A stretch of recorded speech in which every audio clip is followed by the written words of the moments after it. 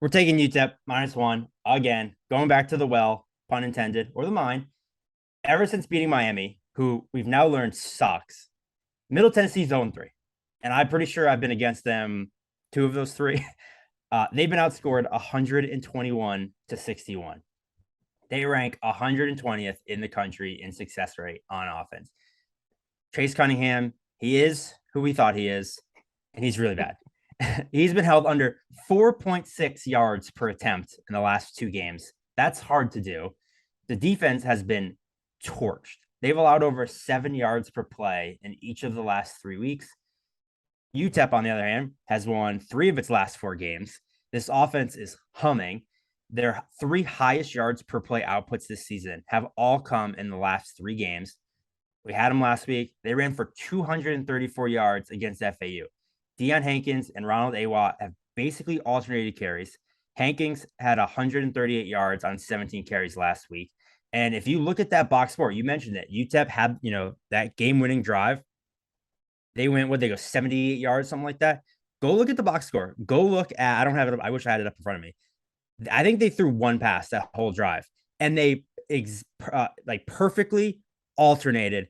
If you look at it, it goes Hankins carry, Awatt carry, Hankins carry, Awatt carry, Hankins carry, Awatt carry, Hankins carry, field goal. They just relied on those backs, and they've been doing that a lot more, which I love. And in the last 3 weeks, Middle Tennessee has allowed 10 rushing touchdowns and 211 yards per game on the ground. And for the last 3 weeks, this team is getting torched on the ground. And as I mentioned last week, UTEP is 3-1 at home this season. They are just a different team in the Sun Bowl. More importantly, Gavin Hardison is so much better at home. He did throw a pick last week, but it hit off his receiver's hands. It was intercepted off the tip. So it wasn't really, it was house for a touchdown, but it wasn't totally his fault. He still played better at home. I think UTEP's the better team here. And so with them being at home, they're only, a 1-point favorite. So I like UTEP at anything under a field goal here. Miner Nation, we're going to keep riding them. I'm going to get into that during the round robin or G5 high five. I like UTEP there too. We're going to double dip again. If it ain't broke, don't fix it.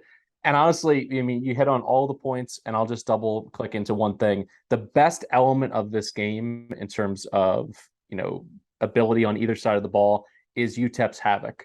They've generated a lot of havoc in the last 3 weeks, 18 tackles for loss, 6 turnovers. They're blocking kicks. They're getting it done, and they're turning teams over. So I really like them in the spot. Again, I was surprised to see this under the key number of a field goal. I would advise anybody to jump in before this number bubbles up a little bit, because honestly, this is just a team marching towards bowl eligibility, where Middle Tennessee is kind of getting close to that quit level of, their season kind of going off the rails. So I'll touch on that a little bit more in our G5 high five section.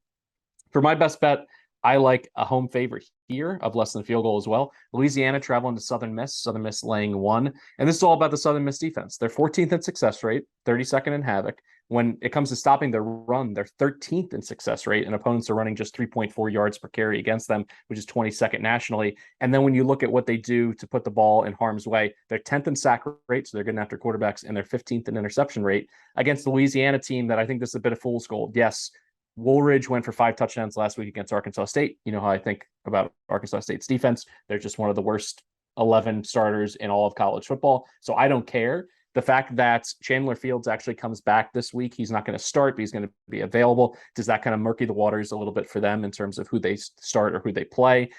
Chris Smith Jr. is back, but he really has not been the dynamic running back, of years past where they had Trey Regis and Elijah Mitchell. He's been fine, but he's going to be running into a really good Southern Miss run defense. And essentially it comes down to this, kind of similar to your UTEP play from last week. Can Zach Wilkie protect the football? Because if he does, I think they absolutely win a low scoring game here, but he's got 7 picks in his last 3 games, and Louisiana can turn teams over through the air. So is it the Wilkie that played well enough to upset Tulane, which is really one of the best wins of the entire season out of the Sun Belt? Or is he someone that's going to turn it over 2 or 3 times and have this game kind of be a coin flip? I think because of their versatility on offense, they may go a little wildcat. They may lean more heavily on Frank Gore Jr. I think they're going to put him in a position to win and win a low-scoring game. So I'm going to go with the home favorite here. What's your thoughts on this Louisiana team that's obviously taken a huge step back from where they've been the last 4 years in the Sun Belt West? Yeah, this was actually the number one pick on my cutting room floor card.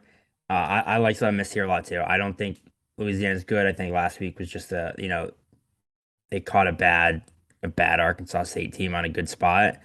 You mentioned it. They've been torched against the run. They gave up 230 yards and 3 tuds to UL Monroe on the ground. Marshall torched them on the ground.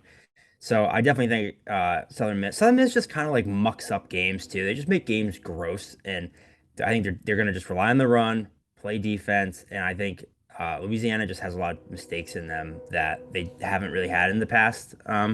So I'm on Southern Miss as well.